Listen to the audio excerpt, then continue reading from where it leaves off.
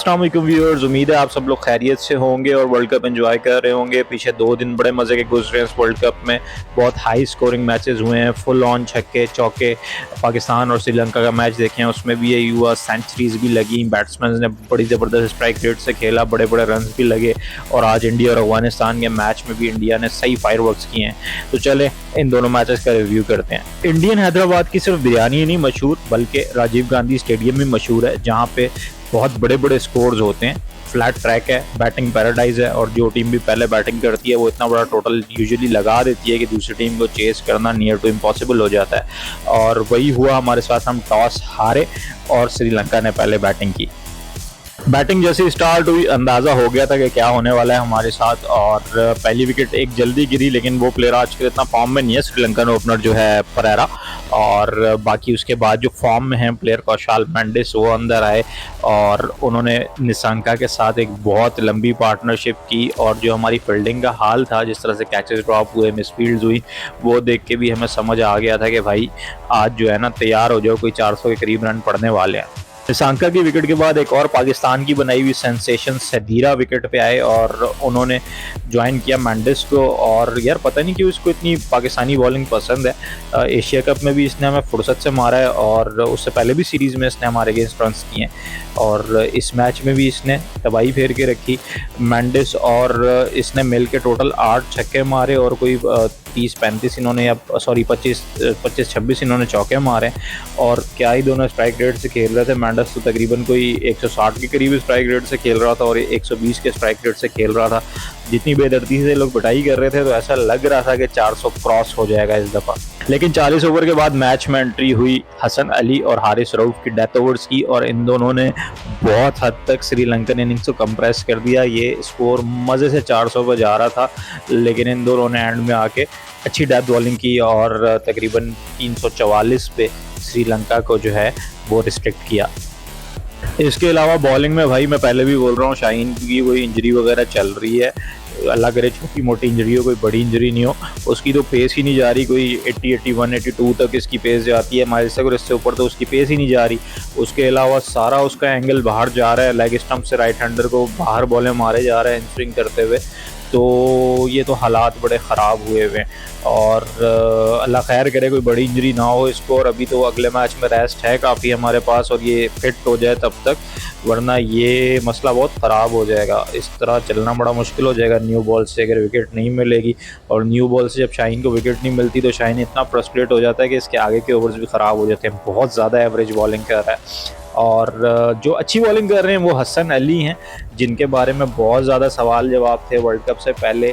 लेकिन बड़ी अच्छी सिलेक्शन थी ये, बड़ी सोची समझी सिलेक्शन थी, क्योंकि ये वो बंदा है जो लॉन्ग ओवर के मैचेस खेल रहा था। एटलीस्ट इसको पता है कि 10 ओवर कैसे करने होते हैं, स्टार्ट के कैसे स्पेल करने होते हैं, बीच में कैसे स्पेल करने होते हैं, और एंड में कैसे स्पेल करने होते हैं। इसके अलावा हमारा कोई फास्ट बॉलर भी इतना ज़्यादा वनडेज या इतना ज़्यादा टेस्ट नहीं खेल रहा था, नसीम शाह और इसके अलावा। तो ये अब प्रूव कर रहा है अपने आप को। पहले मैच में भी इसने विकेट्स की, अच्छी बॉलिंग की, इम्पैक्टफुल लगा। इस मैच में भी मोस्ट इम्पैक्टफुल बॉलर जो था वो हसन अली था मेरे हिसाब से। हारिस ने आगे एंड में अच्छी बॉलिंग की। स्पिनर हमारे बिल्कुल फारिग लगे हुए हैं, शादाब साहब की भी वही हाल हुआ है, नवाज़ का भी वही हाल है। बॉल में बिल्कुल ना इनके कोई ग्रिप है, ना कोई फ्लाइट है, कुछ भी नहीं है, ना कोई निप है, कुछ भी नहीं है। और अल्लाह खैर ही करे इस तरह आगे जाते हुए। पता नहीं क्या होगा, मुझे डर लग रहा है बाकी मैचेस देख के कि जिस तरह से लोग खेल रहे हैं। तो जिस मैच में भी 2-3 बॉलर्स को टारगेट कर लिया, तो हालात बहुत ख़राब हो जाएंगे, बहुत ज़्यादा ख़राब हो जाएंगे। और बस दुआ है कि इनकी जल्दी फॉर्म वापस आ जाए। इफ्तिखार बड़ी अच्छी बॉलिंग कर रहे हैं, स्पिनर तो मुझे लग रहा है इफ्तिखार सबसे अच्छी बॉलिंग कर रहा है। तो इतने बड़े स्कोर के बाद जब बैटिंग आई पाकिस्तान की, तो अब्दुल्ला शफीक ने और मोहम्मद रिजवान ने हालात, वाक़यात और जज्बात बिल्कुल बदल दिए। और अब्दुल्ला शफीक की ख़ास तौर पर मैं बात करूँगा कि इसका बंदे का दुनिया बोल बोल के थक गई। मैं खुद अपने पिछले चैनल पर जो वीडियोज़ डालता था, पूरा एशिया कप में बोलता रहा कि भाई खिला लो अब्दुल्ला शफीक को, फ़खर जमान को रेस्ट दे दो, अल्लाह का वास्ता है। लेकिन कोई सुनवाई नहीं है भाई। ज़ाहिर है दोस्तियाँ यारियाँ चलानी होती हैं, बड़े बड़े नामों के नीचे हम दब जाते हैं कि ओहो फ़खर जमान चैम्पियंस ट्रॉफ़ी के फ़ाइनल में हमें जिताया था और ऐसा था और वैसा था।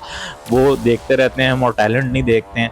इसने जब लास्ट मैच श्रीलंका के खिलाफ एशिया कप में खेला उसमें भी इसने एक्स्ट्राऑर्डिनरी परफॉर्मेंस दी थी, और जब ये आज आया है तो आज तो इसने हद ही मुका दी है ना भाई। कोई क्या इसने ज़बरदस्त बैटिंग की है, इसको डिस्कस करते हैं ज़रा। यार इतना बड़ा टोटल स्कोर बोर्ड पे लगने के बाद जो अब्दुल्ला शफीक का एक कॉन्फिडेंस था ना, मोहम्मद रिजवान में भी वो चीज़ है, और लेकिन अब्दुल्ला शफीक में जो था एक नए प्लेयर की हैसियत से, और जिस तरह से उसकी आंखों में एक दफ़ा भी ऐसा नहीं लग रहा था कि यार ये बंदा जो है हारने वाला है, और जिस तरह के वो शॉट्स खेल रहा था, जिस तरह से वो बॉल को मिडल कर रहा था, बहुत एक्स्ट्राऑर्डिनरी था। ये चीज़ हर किसी में नहीं होती। बड़े बड़े बैट्समैन इतने बड़े टोटल देख के ना, बेशक बैटिंग विकेट हो कुछ भी हो, बड़े बड़े बैट्समैन ये देख के काम जाते हैं, आउट हो जाते हैं, निकल जाते हैं, मैच रह जाता है। लेकिन अब्दुल्ला शफीक एक सेकंड के लिए भी नहीं लगा कि उसके कंट्रोल में नहीं है गेम। जिस तरह से ना प्रेशर का अंदाज़ा इस बात से लगाएं कि इमामुल हक हो गए, बाबर आजम हो गए, ये हमारे वनडे क्रिकेट के मोस्ट प्रोफाइलिक रन स्कोरर्स हैं, और रैंकिंग्स में भी हैं। ये दोनों टॉप रैंकर्स यही हैं हमारे। लेकिन ये दोनों भी जो बेसिकली आउट हुए हैं वो टोटली प्रेशर में आउट हुए, और कुछ भी नहीं था, बॉल कोई इतनी अच्छी नहीं थी। दोनों जो हैं वो गलत शॉट्स खेल गए। बाबर आजम इतना गंदा आउट हुआ है लेग स्टंप से बाहर, और पिछले मैच में भी इसी तरह से आउट हुआ है। और पता नहीं, ये तो अजीब ही सिलसिला चल रहा है इसके साथ कि बहुत बुरी तरह से आउट हो रहा है। और इमामुल हक भी बहुत गंदा शॉट खेलते हुए, रैश शॉट खेलते हुए आउट हुए। आउटसाइड द ऑफ स्टंप से बॉल को उठा के स्क्वायर लेग पे फेंकना चाह रहे थे, क्या कर रहे थे समझ नहीं आ रही थी। प्लस इनको शॉर्ट डिलीवरी आजकल काफ़ी तंग कर रही है। हर कोई इनके ऊपर काम करके आया हुआ होता है, इनको शॉर्ट डिलीवरी पे ही लोग आजकल आउट कर रहे हैं। अब्दुल्ला शफीक और रिजवान हेड्स ऑफ, रिकॉर्ड कर दिए, हिस्ट्री कर दी इन्होंने, इतना बड़ा टोटल चेस कर दिया। और उसके बाद सऊद शकील ने भी आके जो रिक्वायरमेंट थी उस हिसाब से खेला, इफ्तिखार ने भी आके बड़ा ज़बरदस्त खेला, और मैच को हमने 345 को भी हमने बहुत जल्दी पहले ख़त्म कर दिया, सिर्फ 4 विकेट्स पे यार। तो ये बहुत ज़्यादा जो है वो पाकिस्तान के लिए एक खुशी की चीज़ है कि बैटिंग डिपेंडेंसी अब हमारी हट गई है बाबर आजम से, और लोग भी आ रहे हैं आगे और स्कोर कर रहे हैं और मैच जिता रहे हैं। तो ये बड़ी अच्छी बात है। और जैसे ही हमारे ये जो भी 1-2 प्लेयर्स आउट ऑफ फॉर्म है ये सेट हो जाते हैं, तो ये बैटिंग हमारी बहुत ज़्यादा स्ट्रॉन्ग हो जाएगी। और ये वर्ल्ड कप है भी भाई बैटिंग का ही।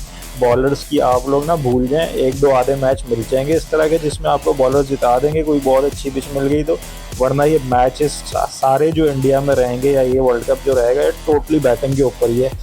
इसी तरह 300, 300, 350, 300, पौने 400, 400 रन स्कोर करने हैं, पहली इनिंग्स करनी है तो 400 का टारगेट लेके चलना है। तो ये सारी डिपेंडेंसी बैटिंग पे ही रहनी है इस दफ़ा। तो उसमें अच्छा है कि हमारे प्लेयर्स जो है वो आगे आ रहे हैं और कंट्रीब्यूट कर रहे हैं, तो बड़ा मज़ा आया देख के। और बस ये है अब कि आगे के मैचेस भी इसी तरह चलते रहें, और जल्दी से इमामुल हक और बाबर आजम फॉर्म में आ जाएं यार, थोड़ा सा कंसर्न बना हुआ है। बाकी रिजवान एक्स्ट्रा ऑर्डनरी, जिस तरह से उन्होंने इनिंग को अपनी कंस्ट्रक्ट किया है, जिस तरह वो लेके चले हैं, जिस तरह उन्होंने खेला है, ओए होए मज़ा आ गया यार देख के। लेकिन इसके ना बंदे के 50 रुपये कटने बनते हैं ओवर एक्टिंग के। एक तो ये लेट के जो है वो अपने क्रैम्प्स पकड़ रहा था, कभी कुछ कर रहा था, कभी कुछ कर रहा था, और उसके बाद 2-2, 3-3 रन भाग रहा था। तो भाई ओवर एक्टिंग थोड़ी कम करनी चाहिए। ये मसला हो जाता है रिजवान की बैटिंग देखते हुए, कि बैटिंग देखते हुए, स्ट्रोक्स देखते हुए तो बड़ा मज़ा आ रहा होता है, लेकिन जो इनकी 100 रन के बाद ये वाली कहानी शुरू हो जाती है ना, वो थोड़ी देर बाद ना बस थोड़ी फ्रस्ट्रेटिंग हो जाती है यार, बस ना यार ठीक है हो गया, क्रैम्प हो रहा है तो थोड़ी देर के लिए बाहर चले जाओ, रिटायर हर्ट हो जाओ या कुछ भी। लेकिन चलें, सही है, चल रहा है, जब तक करने देते हैं। तो वीडियो खैर थोड़ी लंबी हो रही है, और मैं अब इंडिया का जो रिव्यू है वो एक दूसरी वीडियो में करता हूँ और उसको भी अपलोड करता हूँ साथ में, और कोशिश कर रहा हूँ मैं कि स्केड्यूल के साथ जो है वो मिल जाऊँ, ताकि डेली की वीडियोस अपलोड होना शुरू हो जाएं। लेकिन थोड़ी सी कुछ मसरूफियात चल रही हैं ज़िंदगी में, तो कोशिश है। और बाकी आपको कैसी लग रही हैं वीडियोस, सब्सक्राइब करें यार, चैनल मेरा बंद हो गया था और सब्सक्रिप्शन जितनी भी थी वो सारी उड़ गई हैं, तो प्लीज़ सब